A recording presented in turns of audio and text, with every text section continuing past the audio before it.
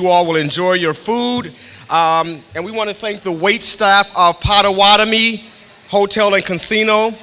Thank you for what you're doing. And the entire the AV staff from Potawatomi. Thank you to Jeff Kennedy and Powered for Media for pulling this off. Thank you to all of our supporters and sponsors. The New Pitts Mortuary, Michelle Pitts-Luckett for helping sponsor the lunch today. We'd like to thank and acknowledge all of the child welfare systems and programs across the country who are participating today from New York City. We have Washington, D.C. in the house. We have Florida, Ohio, a number of other states, and we want to say thank you. And hopefully that this will be an invaluable learning experience for us all and we can effect some change in our community. So the Colored Child Welfare Conference 2023, our theme is Sawubona, affirming children and families through honor, hope, and healing. Sawubona is a Swahili term or greeting that simply means, I see you, I value you, all of you. In fact, we see you, the ancestors. Your strengths, your weaknesses, your positive, your negatives, your successes, and your failures. Too often times when black people enter into a space, we have to be very conscious of how much of ourselves we bring into that space. But today at the Colored Child Welfare, we invite everyone to be who they are. We acknowledge you. We see you. Sawubona. Next, I'm going to introduce the Associate Director of Fresh Start Family Services. Mr. Sean Roby is the longest standing employee of the agency. We just hit 20 years in business, and Sean has been here 19. At this time, he's going to introduce our speaker, Dr. Michael Eric Dyson. And thank you. To be clear, the only black man in the state of Wisconsin who has water, his own water company. Thank you. Let's be clear about that, right? Okay.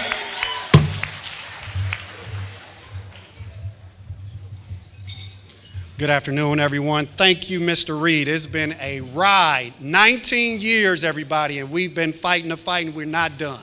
So thank you all for attending.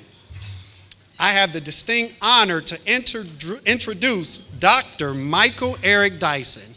He is the Centennial Chair at Vanderbilt University and serves as University Distinguished Professor of African American Diaspora Studies in the College of Arts and Science and University Distinguished Professor of Ethics and Society in the Divinity School.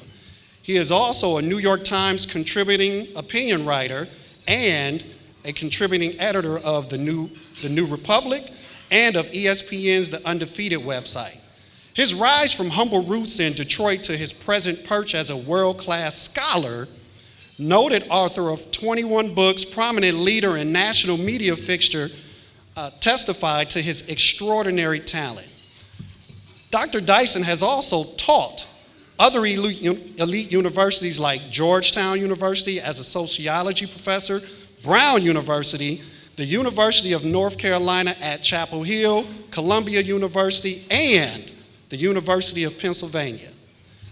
Dr. Dyson has won many prestigious honors, including an American Book Award and 2 NAACP Image Awards. Ebony Magazine cited him as one of the 100 most influential African Americans and as one of the 150 most powerful blacks in the nation.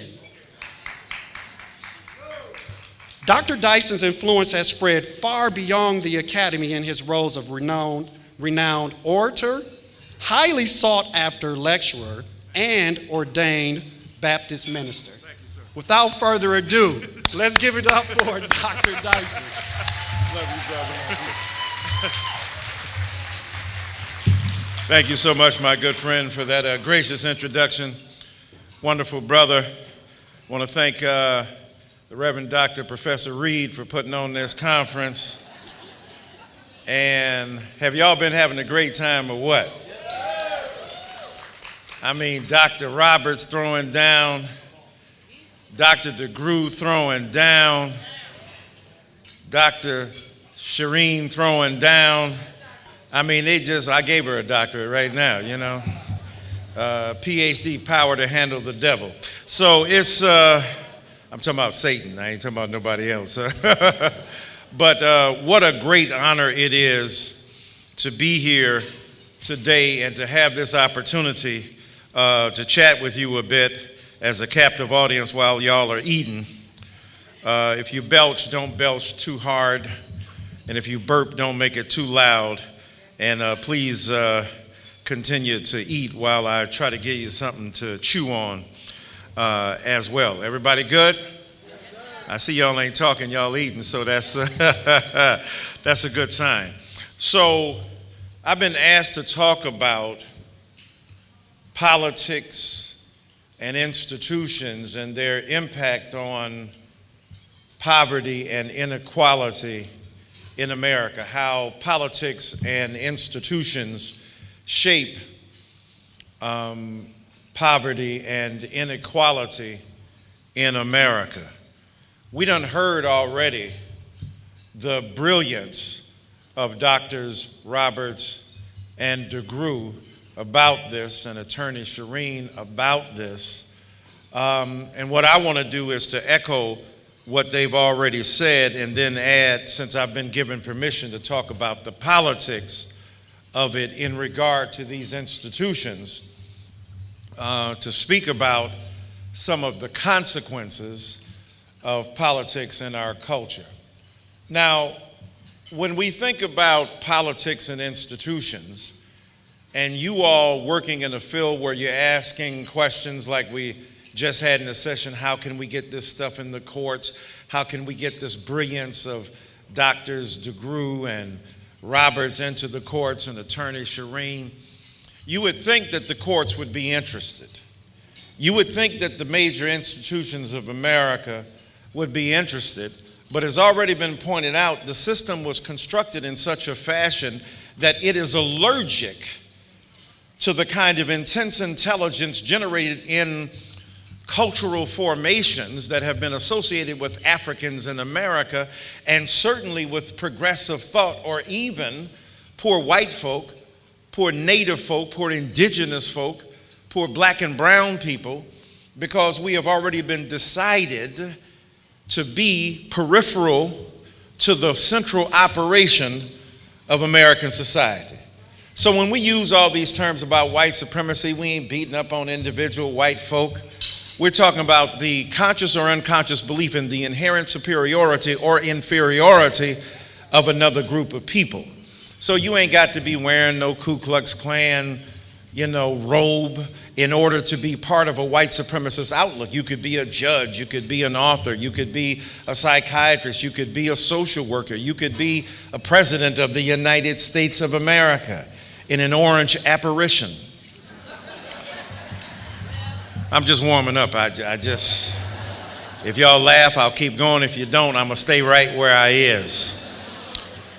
So when we look at politics and institutions and their impact and how they shape discourses and realities of poverty and inequality, we got to look at the fact that we got major institutions out here already. When we think about public schools, when we think about the medical system, when we think about small business and big business, when we think about churches and organized religion, when we think about banks, when we think about the Supreme Court, when we think about the criminal justice system, when we think about the military, when we think about technology companies, when we think about organized labor, when we think about newspapers, we think about television media and television news, when we think about the presidency, when we think about big business, when we think about Congress, and we think about the police. These are some of the major institutions I got in mind when I say what I'm going to say. Is that good?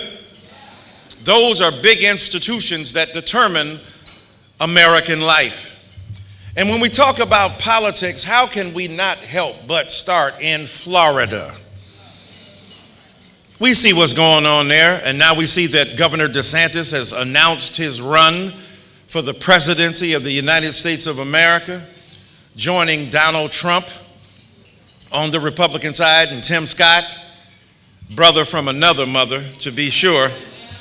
And what's interesting is that when we look at the politics, we're seeing Republicans who are ostensible advocates of the aggressive embrace of the republic of democracy to defend it against what they considered communism and Russian totalitarianism and the refusal to acknowledge books. And they saw in those societies that are totalitarian and authoritarian that they were banning books, but now the Republicans are banning books.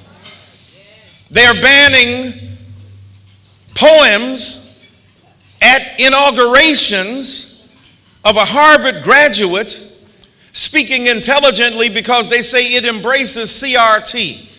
They don't know the difference between CRT and OPP. I know some of y'all are 90s hip hop fans. You down with OPP? Yeah.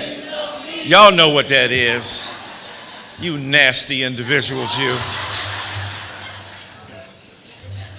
They talking about all of these alphabets: BLM, Black Lives Matter; BHM, Black History Month; DEI, diversity, equity, and inclusion; and now A, accessibility.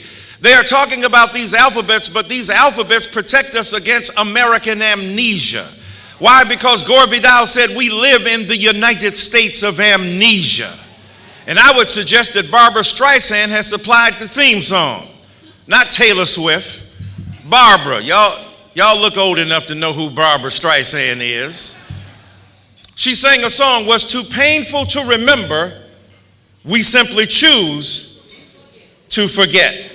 So we don't want to remember. It ain't that we can't remember. We don't want to know what's going on. And when we talk about politics and institutions of American life and their impact and how they shape inequality, poverty and inequality, the reality is that we're living in a nation that is now antithetical to the very basis of intelligence that it claims that we as people of color and others are uninterested in. Now I'm confused. You tell us if you want to hide something from black folk, put it in a book. You didn't bother to say that you outlawed us reading. That's why we couldn't read it. It's not that we were unintelligent or uninterested, that we lacked sophisticated rational skills or lacked curiosity. We understood that in America to be literate was to be outlawed. And now again, we are reviving a notion that a literate person ought to be banned, ought to be outlawed in American society. Why else would you ban The Bluest Eye from Toni Morrison? Why else would you ban a book on Martin Luther King Jr.? Why else would you ban a book on Ruby Bridges, a 6-year-old black girl who intended in New Orleans to make her way to school, having to be protected by law enforcement?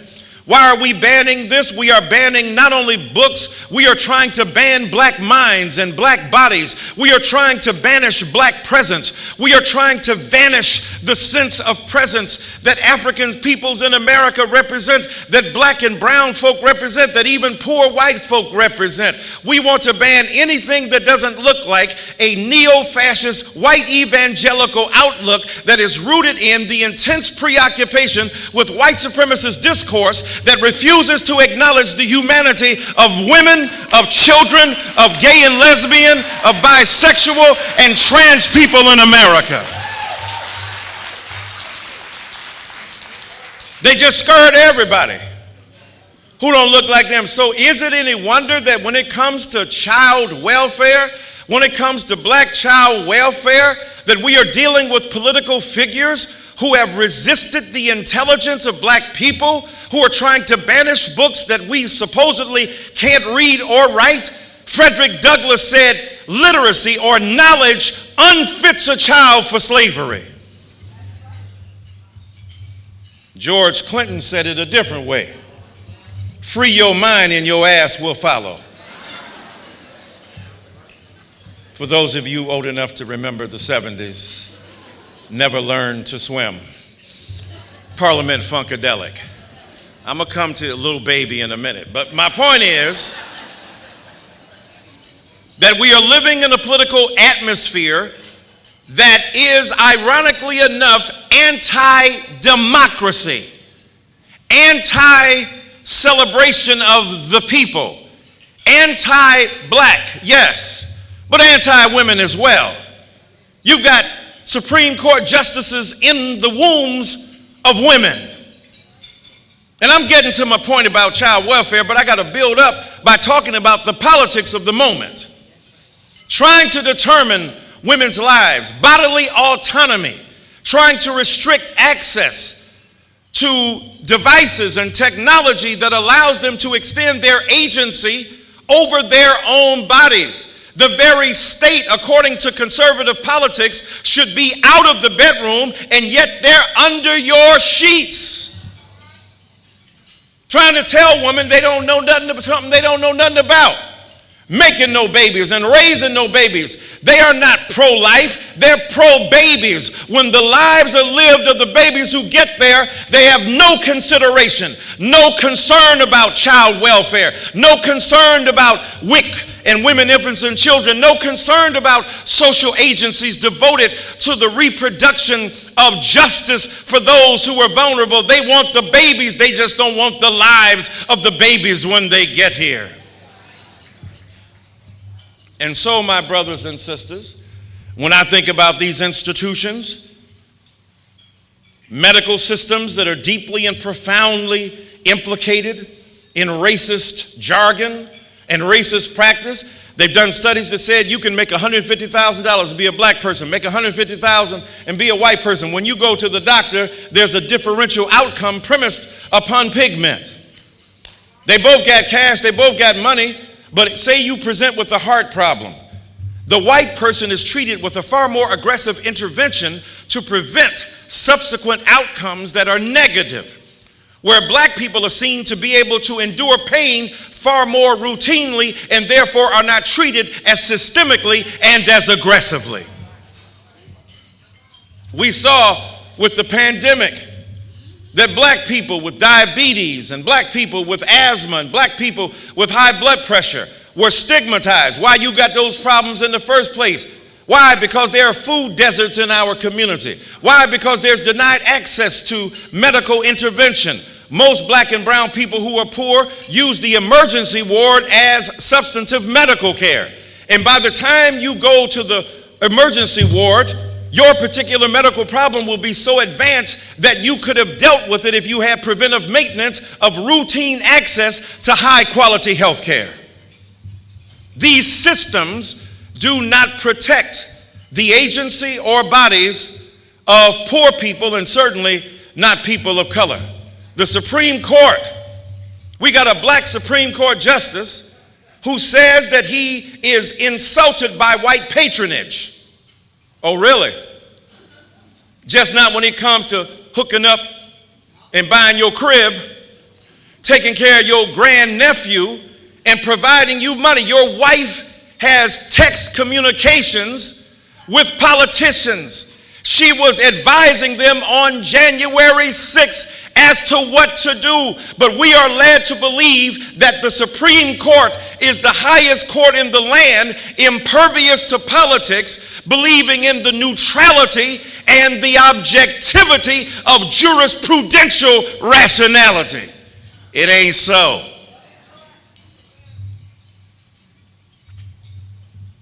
And when we turn to Congress, and when we turn to what happened on January 6th, the calendar is always January 6th for black folk.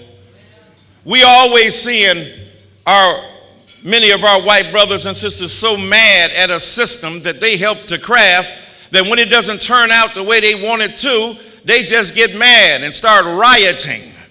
Mentally, metaphysically, verbally, rhetorically, assaulting the institutions of American democracy because they are not been privileged in seeking their own particular outcome. In other words, they had an election and the election didn't turn out the way you wanted it, and now you're going to overturn the election by claiming that it was unjust. We see the rise of Donald Trump. I know some of y'all voted for him. God bless you. When we consider DeSantis, Trump may look a little bit better. But the thing is, Trump was a racist from the beginning, beating up on Mexican folk, saying that they were rapists. You the one grabbing it. You the one going to civil court and being judged to be a grabber. And don't be blaming hip hop for that, right? Even Biggie said, some say the X makes the sex spectacular. Make me lick you from your neck to your back, then damn, you look fine. Let me hit, what? You shine like a Rolex and what? He said, but if it's all right with you, we're loving. That's consent, Mr. Trump. He ain't raping nobody. He's not sexually exploiting anybody. He's seeking mutual gratification premised upon reciprocal affection. If you're a real man, you ain't got to grab it, summons it with the integrity of your humanity.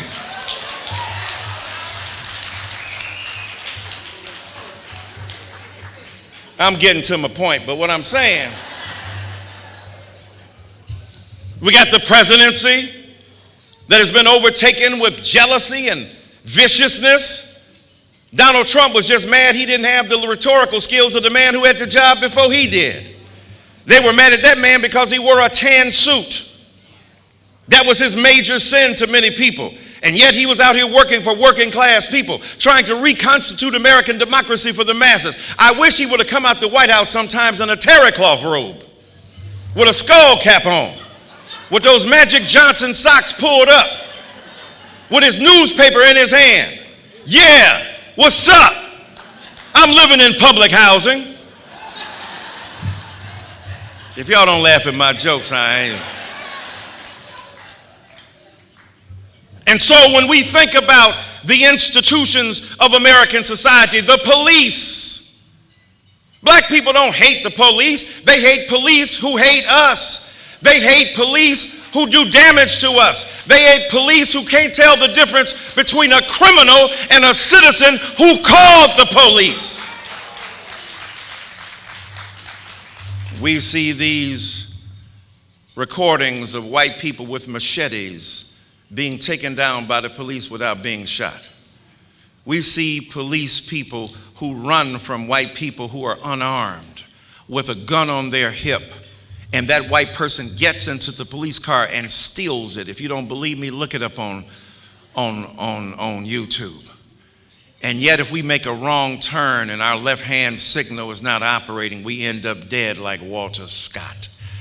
In South Carolina, we get shot in the back over minuscule and trivial offenses, because the real offense is our blackness itself. The real offense that we present is the notion that we are black beings who claim on the state a legitimate citizenship that we are consistently and continually and systemically denied. And so, my brothers and sisters, when we talk about politics and institutions and how they shape poverty and inequality, you ain't got to be no genius to understand if you're in a bad school system and you are being undereducated or miseducated, if you're in a school system that is underfunded without resources, because if the tax base of a particular municipality is responsible for funding the educational process, we know that poor black and brown people, and poor white folk for that matter, don't have the economic wherewithal to support an educational apparatus that would give them the most sophisticated forms of educational pedagogy available to the masses. Living in poor neighborhoods with poor schools, having poor access to low quality health care, living in food deserts where they don't have access to Whole Foods, they ain't even got access to half foods. They got mystery meat in the ghetto grocer. They got high sugar content cereal. They do not have the latest form of Cheerios that the Queen Bee Beyonce prefers. Any Beyonce tickets, let a brother know before I leave. If you really, really believe in her, put a ring on it and give me a ticket. So what's interesting is that we live in a culture where the intersection of inequalities, where the convergence of denied opportunities relegates vulnerable people to the periphery of American opportunity. And then how it shapes poverty is it reproduces the lack of access as the premise of denying black and brown people access to institutions in American society. You can't get into the best schools. You can't get the best health care. You can't have access even to the best groceries. Instacart can't be called because you can't afford to get it because you ain't got a credit card because your credit is jacked up. And it's already been announced you're living in high crime areas where insurances are out of sight.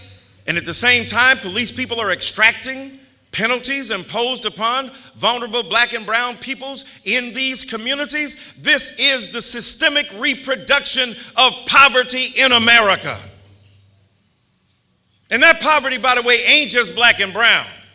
It's a whole bunch of white folk who are poor as well. Du Bois talked about this in 1935 in his book, Black Reconstruction. But he talked about the way in which poor white people were sold a bill of goods. They were sold the psychological wages of whiteness. Hey, at least you ain't a Negro. So they could go on, the powers that be, exploiting poor white people by making them believe they were inherently superior to black and brown people. And as a result of that, they were able to continually economically exploit poor white folk, and at the same time reproduce the pathology of white supremacy by making them believe they were inherently superior to black folk. That's a con game that continues to this day. When we see the people that voted for Donald Trump believing finally that they would get their comeuppance, look, I don't deny the legitimacy of people who work hard, who don't see the consequences of their hard-earned money.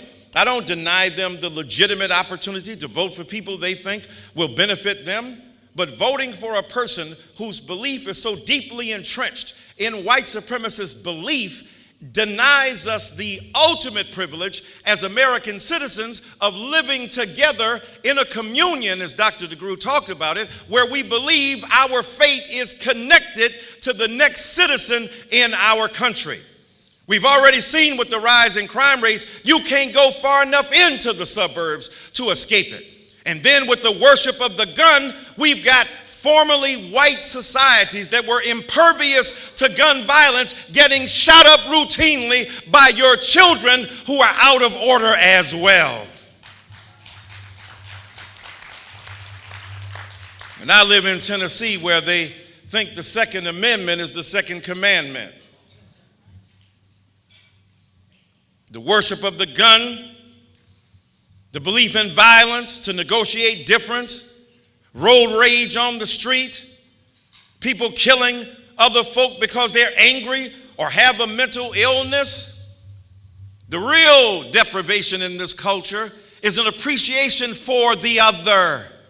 So when we look at black child welfare, when we look at the systems that reproduce their inequality, when we look at systems that reproduce poverty and inequality, lack of access to education, lack of access to health care, lack of access to high quality food, lack of access to the possibilities of informal economies being generated by hard work, cutting grass or picking up snow and the like. When you look across the board, the denial of opportunity to these young people reproduces the pathology of a commodified black identity. What do I mean by a commodified black identity? The point is that yes, there are institutions available to us. There are networks and associations, some of which you are a part, that believe in trying to rehabilitate black folk and brown folk who are poor, and they have noble aspirations.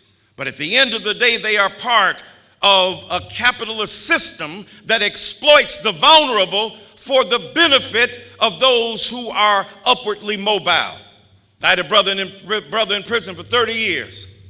And when he would call home, the collect cause were nearly bankrupting my mother's economy. Privatized industry took over for state prisons, allowing the maximization of profit at the expense of the delivery of humane service.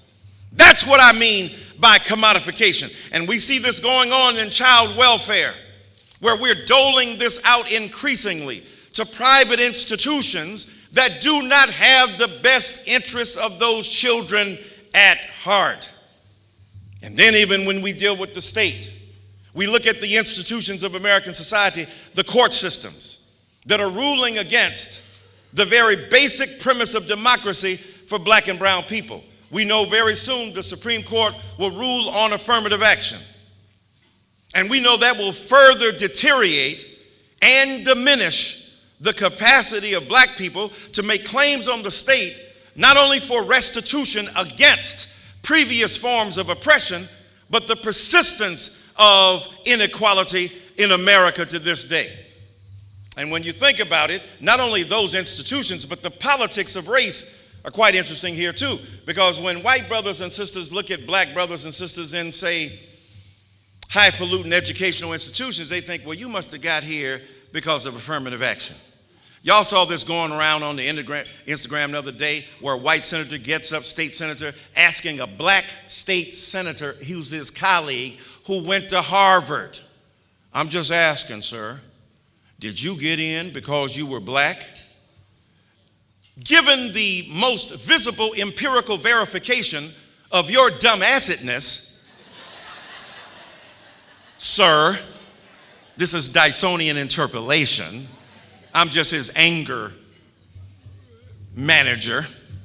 I'm saying, Jethro, where you been? And how you asking or axing if I got into Harvard because of my particular skin, when it is manifest that your manifest inferiority wouldn't even justify you occupying a political space that so many other women and people of color might have occupied. So what white supremacy does is play a trick game on many white brothers and sisters, convincing them that they are inherently superior. I know y'all don't believe that in this room, but in other rooms where some white brothers and sisters are, there is that belief. And so we adjudicate this in terms of the Supreme Court. I'm telling you, I teach at the historically black college Vanderbilt. Because you can tell wherever I am is a HBCU, right? Homeboy cutting up. That's just what I do. I'm telling you, I teach young white kids. They are as smart and as dumb as anybody else. It's the same average. Few geniuses, some very smart, a lot average, and some people who ain't up to snuff. That's in every community. But somehow we've come to associate that with one community. Who could look at, if there's any advantage to Donald Trump being president, he has once and for all demythologized the notion of white superiority. Right? I mean, the man had 25 words in his vocabulary. Right? Huge. Right? See Dick run. And so my point is that the notion of affirmative action, as it has been assaulted in American society, is not historically correct or empirically verifiable. The greatest act of affirmative action in America happened with the GI Bill. Read Ira Katznelson's book, When Affirmative Action Was White, where he says returning soldiers got three things: money for a house, points to get ahead on a test for school, and money to pay for it, and access to a school seat and education, a house, and money to get a job. So a job, a house, and education. That's the holy trinity of affirmative action. And Ira Katznelson, the white man himself, says that this act of affirmative action was not called affirmative action, and as a result of that was able to withstand scrutiny from the courts because it was in favor of the majority of white brothers and sisters. And so when it comes to the distribution of resources in this culture, and when we look at the institutions that recreate poverty and inequality, when it comes down to our children, if we deal in a political atmosphere where their books are being banned, where the notion that they should be educated is suspect, then how can we talk about rehabilitation through pedagogy and education when the very systems that we depend upon are themselves the purveyor of partisan and prejudiced conceptions of learning to begin with? And then more than that, those black bodies are not seen as worthy of the sort of support that we should give those who are vulnerable.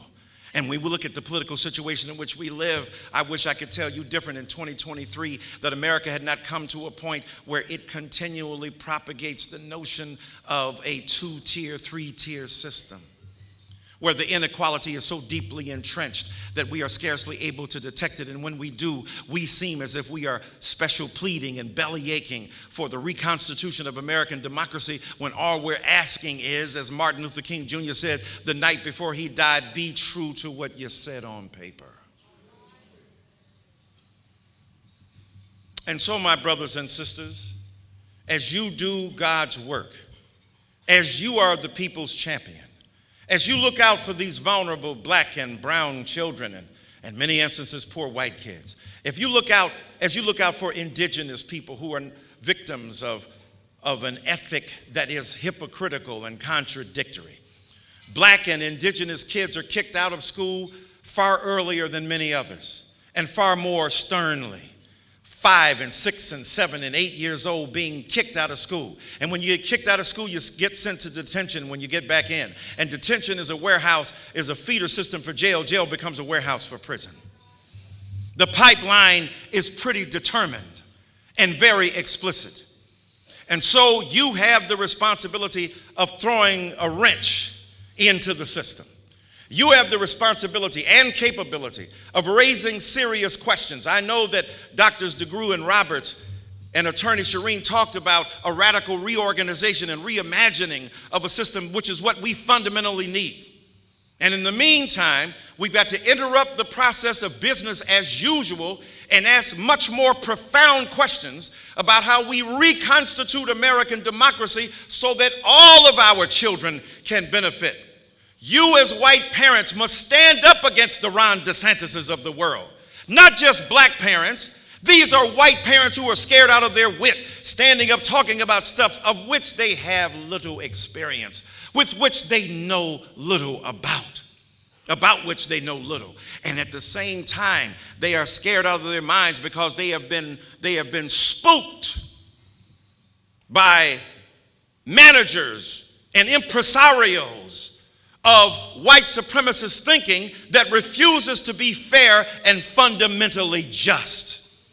And so these parents get on school boards and then begin to twist the meaning of American education, begin to pervert the possibility that real education asks us to challenge the status quo. When Ron DeSantis signed that anti-woke bill in Florida, he said, we don't want our children to be uncomfortable. I don't know about you, but discomfort is the basis of real education. If you ain't uncomfortable with your ignorance, you ain't gonna learn nothing. I'm almost done. What is it that so many white brothers and sisters got against being woke? Why they in love with being asleep? Frederick Douglass said, of all the penalties assigned to black people during enslavement, none greater occurred than for black people oversleeping. Why? Because you're interrupting my commerce. Why? Because the plants ain't being planted. The rice, the tobacco, the ability of black people to reproduce the telos of agrarian capital, that was being interrupted. So they thought oversleeping was a sin. Thomas Jefferson said that the rapid descent of black people into sleep was an index of their inherent inferiority. Oh, damn, I thought it was working 19 hours a day that might have done that. Of course, there were some times when Mr. Jefferson wasn't asleep either. I don't want to go there. I don't see nothing wrong. Sally Hemings, 14-year-old girl. There was no Me Too movement on the slave quarter. 14-year-old girl being exploited. Was she in love with him? Thomas Jefferson having children with her, and yet you're doubting the rational capacity of the Negro in your book, Notes on Virginia. Undeniable genius, but perverted by a narrow conception of what blackness was about. And then they came up with a technical term, a Latin term, dysesthesia Ethiopica. Boy, they will come up with some terms to diss a Negro. Dysesthesia Ethiopica, a black kind of sleepfulness. And now that we woke, you want us to go back to sleep. Now you want to be asleep. Come on, white brothers and sisters. You got to tell your white brothers and sisters this ain't true. You, when you go to Thanksgiving, remind them you work in a system that has punished black children, that has punished black mothers, that has punished black fathers, that refuses to acknowledge them. That's after you eat your Thanksgiving meal. Don't be crazy. Eat your sweet potato pie. Eat your pumpkin pie first. Eat your dressing, your stuffing. Eat that first. Then challenge Granny or your son or daughter, because it's a transgenerational phenomenon, and some of the most wicked beliefs occupy the minds of some of our youngest people. And so as I close, I want you to be Trojan horses in a system that we know has been corrupted, that is limited and finite, but is the available system through which we articulate our concern for the vulnerable. So I want you to get in, and because you look the right way, you got the right education. Look, I'm a light-skinned Negro. I know about light-skinned privilege. Although light-skinned people been out, at least black men, for the last 25 years. When Wesley Snipes stabbed Christopher Williams in New Jack City, light skin was done. It was over right then. Then came Denzel, then came Idris. We were done. We're trying to come back now with Drake and Steph Curry, so please. We got a GoFundMe page for light-skinned Negroes. But for so long, because you had curly hair and glasses and light skin, you were seen to be better, more intelligent, prettier. And dark-skinned black people were demonized. My daddy is from Albany, Georgia. He is blue-black. He was blue-black. And I saw the way people treated him, and that's just in black circles. Like a simian, like he was an animal, like he lacked intelligence and character. And so, my brothers and sisters, I get up in places because I'm a light-skinned Negro. And I speak the King's English to the Queen's taste. Did you see that Doris Day movie last night? By Jing, it was amazing. Jiminy Cricket, what's going on? Then, against my will, falling back on that ass with a hellified gangster lead. Oh my God, I don't know where Snoop Dogg came from. Then Jay-Z comes out. I don't know where. God forgive me for my brash delivery, but I remember vividly what these streets did to me. Then Du Bois comes out. Two warring ideals whose dogged strength alone keeps it from being torn asunder. Then Langston Hughes, then Toni Morrison, even Old Dirty Bastard. Me and Mariah go back like babies of pacifiers. And so you be the Trojan horses, because some of those children in foster care and some of those children in the system grew up to be highly intelligent, capable articulators of the desire of their people. They got master's degrees and bachelor's degrees and PhD degrees and NBA and NFL and became rappers and entertainers. Not with the help of a system, but despite it. So I want you, good white brothers and sisters, to get up in the system, and then I want you to bring the intensity, the ferocity of your identification with the vulnerable to bear, and use a system that has been turned against them for their betterment. And when you do that, we can live up to the meaning of the American creed, e pluribus unum, out of many, one. Thank you. So very much.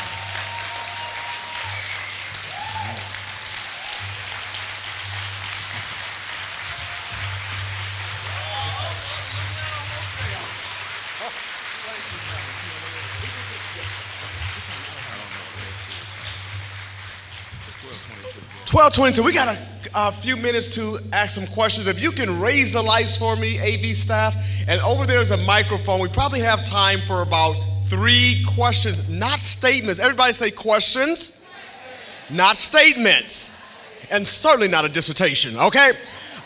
Dr. Michael Erickson has to get on the plane, seriously. So I want you, if you have a question, if you can go over there to that microphone to my left, which will be your right, we can move pretty quickly. Okay, we don't have any questions, and we can keep it. Okay, there go the microphone right there.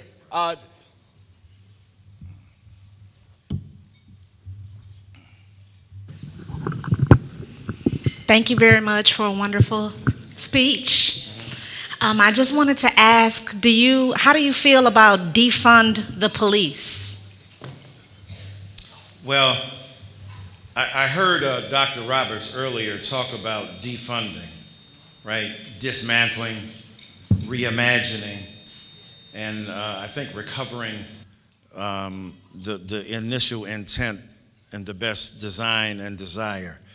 Look, I can understand why folk want to defund the police because they ain't got no problem defunding public education, right? They defunding social services all the time. So I think it makes sense for, as one recent municipality is trying, the stuff that you send police people out, say for mental health problems, why are you sending them? Why don't we send a Dr. DeGroot? Why don't we send somebody who's been trained to deal with bipolarity, schizophrenia, paranoia, when these people are unarmed, right? And try to de-escalate the situation. So I believe in, if we defund the police and refund others, we ain't starving the police, right? The police ain't starving. And look, I've done some of those ride-alongs. Look, ain't nobody calling the police more than black people. I'm just being real. The black people be calling, look, mama, the eggs were not right. I'm gonna have to call the police on you, right? Because we've been trained and learned, right, to do this.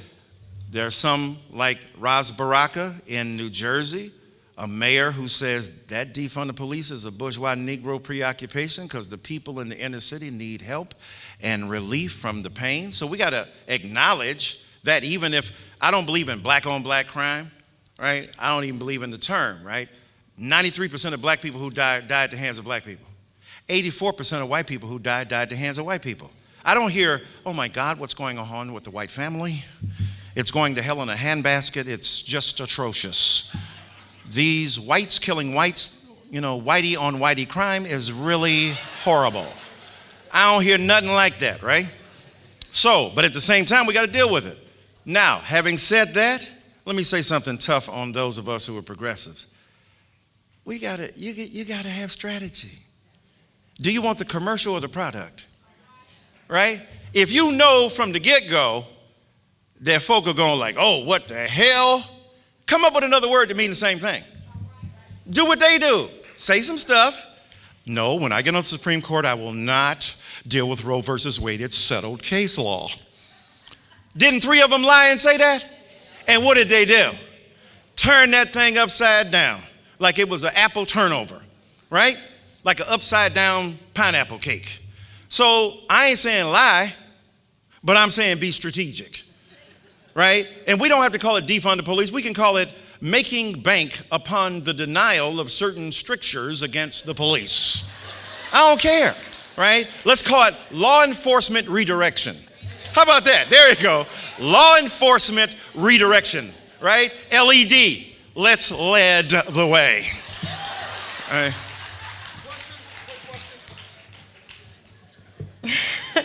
All right. I work with the, Yes, ma'am. public school system, and so my question is, where would you suggest or say that educators should start to dismantle the system that is stacked against our students of color, especially our black boys? Yes, ma'am. That's a great question. Let me tell you, I came up in Detroit, Michigan. I'm 64 years old. I was born in 58. In 1968, Mrs. James, I will never forget her, was teaching us black history. And my mama told me that, because it was a segregated school. I mean, we didn't know no difference, right? That's all. I didn't go to school with white folk until I got a scholarship to go out when I was damn near in college. So my mother told me that black parents went to the white principal, a completely black school except for the principal, Miss Dorothy Christensen, I never will forget, and complained that she was teaching kids black history and that wasn't going to have nothing to do with their lives. Well, if it helped nobody else, it damn sure helped me. I'm here, I got a PhD from Princeton, right? And that's because of Mrs. James. So first of all, teachers can do a whole bunch. They can, I don't care what Ron DeSantis say teach and can't teach and all that. Teach young people to free their minds. Teach young people to think critically and to think for themselves, number one. Then have parents join school boards. Because the thing is, even if you ain't got no kids, right? All these people who on the school board ain't got no kids, those kids can't be that unlucky. I mean, in some instances, I'm not saying all of them. So my point is that why don't we join some of those school boards too? Number two. And number three, look at how other communities do it, right? Saturday school, freedom school. Can you imagine? I'm sure Dr. DeGarou would volunteer. I'm sure Dr. Roberts would volunteer. I would volunteer. Can we have Saturday schools where I don't care what they teaching in the local public schools, we gonna give you what the real is. We more exciting. We're sexier intellectually. We got better jokes. We know more lyrics. And we just know the shit. So the thing is that if we could gather that momentum through your churches, right? Or your synagogues, or your temples, wherever you go to church, the Bhagavad Gita, the Holy Quran, the Bible, the art of motorcycle maintenance, whatever it is that you read, if we could use the local church to reinstitutionalize black pedagogy, do you know how far ahead we would be? So off the top of my head, those are three things. But just keep teaching. We love you, teacher. We love you. I am a homeowner in an underserved community of which I very much believe in the potential of. My question is, how do I better serve my community alongside the programs that have already been in place, but how do I better serve my community in a way that will actually enact change, that will not overtax me or put me or my family in danger, because historically we don't exactly protect our leaders. So how do I make a change without putting myself in danger, my family in danger, and without overtaxing myself? You can't. Okay, thank you. You look, I'm not saying it should be you. I remember asking Jesse Jackson once, I said, how did you, at 25, get up there and get on Martin Luther King Jr.'s staff and he didn't even know you? He said, Doc, the line wasn't that long to join. Because even Ralph Abernathy, remember him? Dr. Ralph Abernathy, who was his best friend, when King won the Nobel Prize. Now imagine, this is 1963. He won it for 64. $54,000. That's good money right now. Imagine how much money that was back then. Ralph was like, I need half that dough because they could be shooting me and not you. All right? The point is, real leadership is always a risk, right? Even for, quote, ordinary black people who don't want to put your families at risk. And I ain't mad at you. Why should we have to put our families at risk to get what everybody else has? But Dr. King said, I'm tired of marching for something that should have been mine at birth. Right? Right? I got the King down, right? I mean, yeah. I hear you, Tupac. But so the thing is that what you do is extremely important as, quote, an ordinary black person in an ordinary situation where you, obviously highly intelligent, if you don't mind me saying beautiful black woman, chocolate charming, if you can be a center of black knowledge, go to your local PTA. How about this? Go to your local city council where they're making all these restrictions you don't know nothing about. State legislators are ruining and reining in America, right? When they kicked them 2 boys out in Tennessee, how stupid do you have to be? You knew you were going to make them martyrs. They're going to come back stronger, dummy. but the thing is that these state boards are making a difference. If you went to the local council meeting and began to talk about what things are being zoned in your neighborhood and why doesn't your neighborhood get a bigger piece of that pie? And then take your kids with you so they can see the advantage of advocacy and standing up for yourself, right? Now, I'm not going to lie to you. Doing what I do, I get death threats every day. I get white people writing me letters and notes and emails calling me nigger. I have to correct their grammar. I said, oh, Niger is a river. I think you meant nigger. Okay, I'm not sure. But given what I got, that's Reverend Dr. Professor Nigger to you. All right, that's what I do. But I got to say this. But I go to school every class with 2 armed guards because I understand that what I bring and what others of us bring in that knowledge threatens the self-regard and the notion of white supremacy, because you ain't gonna have that in front of me, Holmes, because you ain't gonna never say dumb nigger and Michael Eric Dyson together unless you my homeboy say you dumb nigger, right? So my point is that it is a price. There is a cost. It's not just signing books. It's also being protected by law enforcement because certain white folk are angry at me and want to hurt me. There is no way around that. But if you can go undercover and do what you're doing and mostly escape the venom, but when you become public, you open yourself in ways, right? Look at the women in Georgia who were just counting votes.